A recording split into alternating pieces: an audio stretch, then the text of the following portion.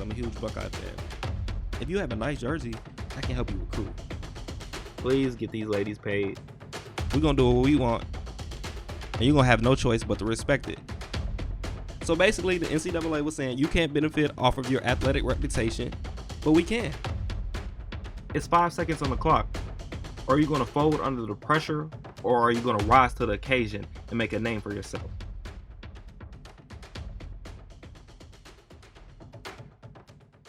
What's up, podcast family? Welcome back to the 5 Seconds on the Clock podcast. I am your host, Brandon Williams. This is episode 15, and today I'm going to focus on the 2020 quarterback free agent class in the NFL. But before I get to that, I want to talk about this new proposed collective bargaining agreement, or CBA, proposed by the owners in the NFL. The new proposal would expand the regular season from 16 games to 17 games, and it will shorten the preseason by one game, so there will only be 3 preseason games instead of 4. In addition, 7 teams from each conference will make the playoffs instead of 6, the way it is now. And when I first heard about this, I'm like, man, this isn't going to work. It's going to water down the regular season, and the owners are just doing this so they can make more money. But then I saw a tweet from Adam Schefter that caught my eye, and it kind of made sense, although I still think the owners just want to make more money. Here's Schefter's tweet. Quote, under the current transformational CBA proposal the NFL owners are pushing for, there will be more drama at the end of the regular season, and 6 games on Wild Card weekend. Imagine 3 Wild Card games on Saturday, then 3 more on Sunday. End quote.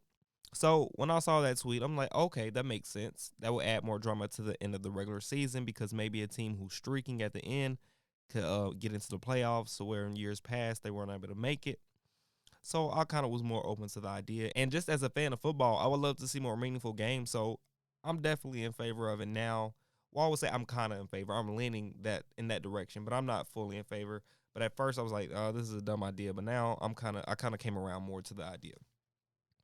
And because 7 teams will make it from each conference now, only 1 team will get a bye week in the first round of the playoffs instead of 2 teams like it has been in years past here recently. If the proposal is approved, the changes would go in effect immediately next season. The owners have already voted in favor of the new CBA. Now it's just up to the players to vote whether they want to approve it or not. I saw J.J. Watt tweet, like, it's a hard no for this new CBA. So I don't know if the players are in favor of it or not, but we will find out soon within the coming weeks. Now let me give you my pros and cons for this new CBA. This is pros and cons from the player standpoint. There will be more revenue for the players. Under the current CBA, the players get 47% of the league revenue. But with the new CBA, if the season stays at 16 games, it will go from 47% to 48%. And if it goes to 17 games, it will increase from 47 to 48.5%. Now, I know that doesn't sound like a lot, but when you're talking about a 1% or 1.5% increase of $5 billion, that makes a huge difference. Another pro, I kind of already mentioned this, but it will give a team who's streaking at the end of a season a chance to make it to the playoffs. Now, if it's a team who just got hot and when they get to the playoffs, they get embarrassed, it's going to look like expanding the playoffs wasn't a good idea. But if it adds extra excitement to the postseason, that's good for the fans, that's good for the league, that's good for the players. Everyone involved will benefit if the NFL expands the playoffs and is able to put a good product on the field. Now, if the playoffs expands and we see a bunch of blowouts in the divisional round, then it wouldn't be such a good idea. Now let's look at some of the cons. That's 1 more week in the regular season of players taking an extra beating on their bodies. Through the course of a 16-game regular season, once you get to the end of the season, everybody's playing hurt. Whether it's a serious injury or a lingering injury or just the toll of taking hits on your body for 16 weeks, once you get to the end of the year, everybody feels the impact of a 16-game season on their body. So I feel like if you add 1 more game to the regular season, that's just 1 more game. Players have to deal with more and more pain. And it can also water down the regular season. If a team knows its seeding is locked up, they know where they will be positioned for the playoffs, they could potentially rest or set out its starters or star players 2 or 3 weeks at the end of the regular season. That's not something I want to see as a fan. Now, if a team just rests their starters on the final week of the regular season, I'm fine with that. We just saw Baltimore do that at the end of the season. They ended up winning that game regardless. And this is something we've seen in years past. But if teams start resting players 2 and 3 weeks out before the end of the regular season, I am not in favor of that. So I think that could be a potential con. But overall, this new CBA sounds very interesting. I bet the players want to get the revenue to 50-50 instead of 47-53 or 48-52, or if it ends up being 51.5, 48.5. I think the players want it to get to an even 50-50. So let's stay in the NFL, but now let's talk about the 2020 free agent quarterbacks. I'm going to start with the man, the myth, the legend, Tom Brady. And I think the best fit for Brady next year will be the Los Angeles Chargers. Why? They already have weapons on offense and defense, and I think you can plug Brady right into that offense. Forget the low attendance of Chargers games. I think this team has the potential to win a lot of games, and trust me, they will make people in LA come to games and become Chargers fans. On offense, you already have Melvin Gordon, Keenan Allen, Mike Williams, Austin Eckler, Hunter Henry is finally getting healthy.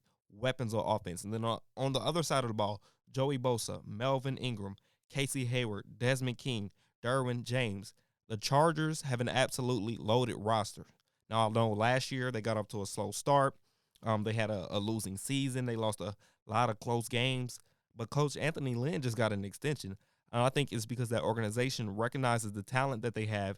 And they know if they get a quarterback, somebody who's experienced, a leader, somebody who could take them to the next level, they're ready to win now, in my opinion. And I think adding a vet and a 6-time champion like Tom Brady, the GOAT, the Chargers would be ready to win the Super Bowl next season. I'm not saying if they get him, they will, but they would definitely be one of the favorites in my mind if you look across that roster. Now let's go to the former quarterback of the Chargers, Philip Rivers. The Chargers and Rivers have agreed to mutually part ways.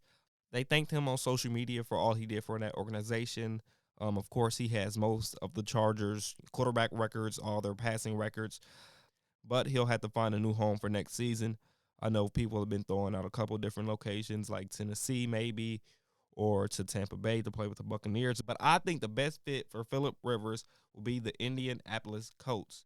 The Colts are just a quarterback away from being legitimate Super Bowl contenders in my mind. On offense, you have T.Y. Hilton, a speedster, and Paris Campbell. Marlon Mack had a great season last year at running back. Jack Doyle, reliable tight end. Devin Funchess, another reliable tight end / wide receiver. And that defense is getting better, definitely improving. I think they've been steady over these last few years. Darius Leonard is a great linebacker. And Malik Hooker at safety, he is going to be nice. Let me tell y'all that now. He played at Ohio State. His first 2 seasons in the NFL have kind of been injury plagued, so we haven't got to see him at full strength. But he had a great start to his rookie season 2 years ago. And hopefully he'll come in this season fully healthy and ready to go. But watch out for that name. I'm telling y'all now, Malik Hooker will be a star in this league for years to come.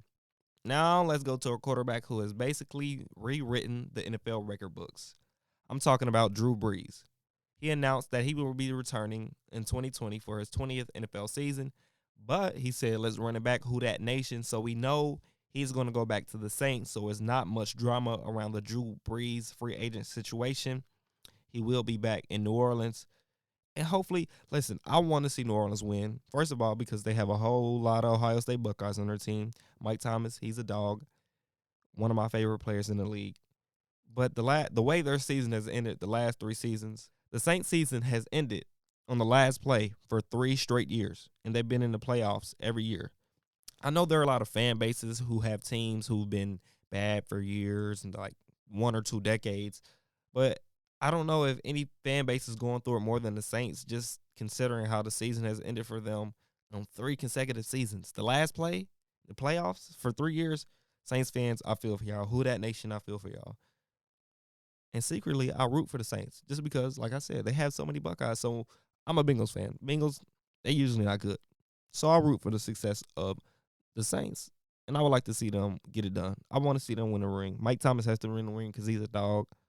But that's besides the point. Now let's go to another New Orleans quarterback who's a free agent, Teddy Bridgewater. I think the best fit for him will actually be the Chicago Bears. Why? The Bears already have a great defense. If they can become a running team like they were 2 years ago, Bridgewater could come in and lead this team back to the playoffs and contention in the NFC North. We'll see what the Vikings will be next year. Dalvin Cook, oh, he's a beast. Dalvin Cook is a beast. Dalvin Cook just sets up the pass game for Kirk Cousins so he can get the ball out to Kyle Rudolph, Adam Thielen, Stephon Diggs. I mean, they have weapons on that team, but it's all set up by the run game. Dalvin Cook makes Kirk Cousins look good majority of the time, and that's not even my opinion. That's just stating facts. And the Packers, they had a great season last year, 13-3, the number 2 seed in the NFC, heading into the playoffs. Matt LaFleur looked good in his first season as the coach for the Packers. Aaron Jones was great at running back for the Packers. They had a balanced offense, which is something you can't say about them in the recent years, like maybe the last 5-6 years. They really haven't had a run game, but the run game really helped Aaron Rodgers. And that defense improved. Early in the season, they were looking like they could be one of the best defenses in the league. It kind of tailed off at the end, but the defense still is good enough to get wins when they needed them. But if the Bears add Teddy Bridgewater to go along with that defense, you still have Khalil Mack, Eddie Jackson, Prince Amukamara, Danny Trevathan, Roquan Smith. So the Bears defense is still intact, and I think they could potentially make a run in the playoffs in the NFC if they get a quarterback like Teddy Bridgewater who come in, take command of the offense, and lead that team. I know they took Mitch Trubisky, number 2, but it just doesn't look like it's working out. So Bears, go out there, get a proven quarterback like Teddy Bridgewater, and see what it can do for you. I know he's going to command big money, though, so we'll see if the Bears have enough cap space to offer him a big deal or at least the contract that he's looking for. Now let's go to a quarterback who's been a 4-year starter since he's been in the league, who's looking for a big deal, but his team is yet to offer him that big contract, or at least the contract he thinks he deserves, especially when you look at the market and you look at what these other quarterbacks have signed for. I'm talking about Dak Prescott. The best fit for him is to stay where he is. Stay in Dallas. You still have the great offensive line, Ezekiel Elliott. If they can re-sign Amari Cooper, he'll be back. Jason Witten, he might come back. But I know he said earlier this week that he has to be open to going. He has to be open to going somewhere else. So it's a possibility that he might leave. Randall Cobb, Michael Gallup, they still have weapons there. Dak, stay there. That's the best fit for you. Now let's go to another New Orleans quarterback, Taysom Hill. Taysom Hill is a restricted free agent. He's not unrestricted, so he can't just go where he wants to. But if he leaves, I think the best fit for him will be the Carolina Panthers. Why? He's a tough and versatile quarterback like Cam was, and he'll stick in the pocket to deliver a pass like Joe Burrow, who Joe Brady coached last year at LSU, not calling him Burrow or not calling Burrow Hill, just making a comparison as far as toughness. I think Matt Rule will like his ability to run the ball and really his ability to play all over the field, even though if he's the starting quarterback, franchise quarterback, whatever you want to label him, they wouldn't ask him to do that. But listen, this is a fantasy of mine. I would love to see a Christian McCaffrey and Taysom Hill option look in the backfield. But you can even put McCaffrey at quarterback and put Hill at running back because Hill is so versatile. You could do so much stuff out of that formation. You could do a double pass. Listen, that is one of my offseason fantasies, and I would love to see that come next season. But we'll see if Taysom Hill even leaves New Orleans. But if he does, I think Carolina is a great destination. And McCaffrey's not even the only weapon on that offense. You still have Curtis Samuel, DJ Moore, young wide receivers who are very versatile. You can bring them in the backfield, do sweeps, and they can take it all the way. So Carolina, you have some young weapons. Now I just think you need to maximize the talent on that team. I don't know if Matt Rule wants to go in a direction where he just drafts a quarterback and brings him in as a quarterback of the future, a franchise guy. But I think Taysom Hill will be a great fit with Carolina. Now let's go to the quarterbacks in Tennessee. The Titans have 2 unrestricted free agent quarterbacks. Let me start with Ryan Tannehill. The best fit for him would be to just stay with the Titans in Nashville. Why? After taking over from Marcus Mariota, he went 7-3 and led them to the playoffs. And then once they got to the playoffs, they had victories over New England and Tom Brady, Baltimore and Lamar Jackson, who was the number 1 overall seed, before losing to the eventual Super Bowl champion Kansas City Chiefs. But you can't blame them for that. Those are the champs, best team in the league. And I know Derrick Henry did most of the heavy lifting, especially in the playoffs. I don't even think Tannehill threw for over 100 yards. I know he didn't for sure in the New England and Baltimore game. But when he took over, something changed about the Titans, and whatever it was, it led to wins. Now to Mariota. He started the season as a starting quarterback for the Titans before being replaced by Ryan Tannehill. And Mariota's career has kind of been, I don't want to call it a failure, but it wasn't what we expected it was coming out of Oregon. Him and Jameis Winston were 1-2 in that draft, and we thought they would have great long careers in the league, which they still could, but it just hasn't gone how we thought so far. And I think he might just need a change of scenery. Like you saw Tannehill last year, he came over from the Dolphins, and he wasn't even the starter when he first came to the Titans. He had to sit before he eventually replaced Mariota. But I think this could be a same situation for him. But let me tell you a good destination for Mariota.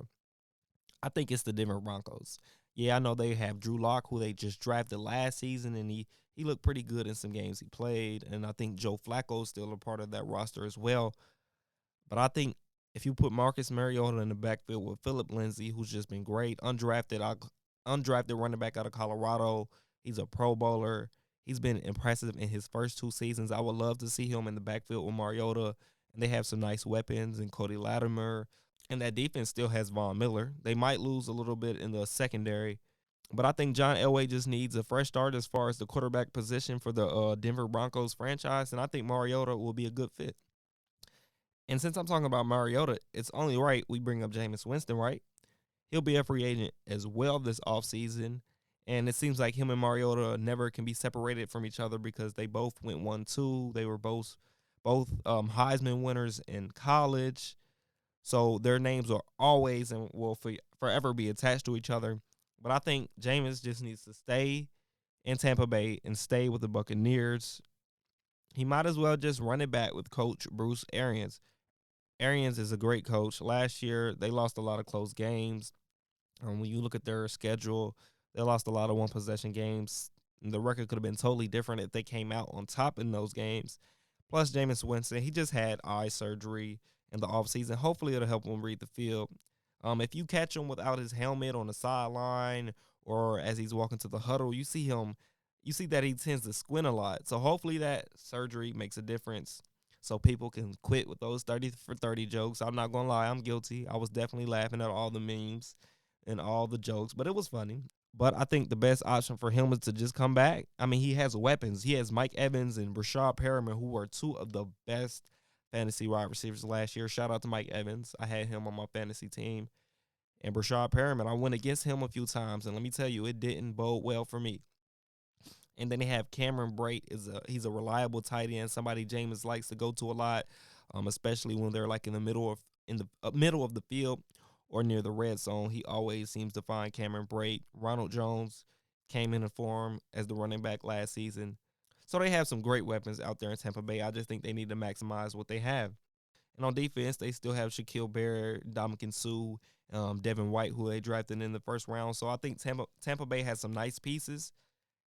For me, it just comes all down to coaching and execution. If they can put it together, Tampa Bay could make a run next year. They haven't been in the postseason in so long. I would love to see Jameis in the postseason. He might stink up the joint when he gets there, but I would love to see him playing in meaningful games late in the season.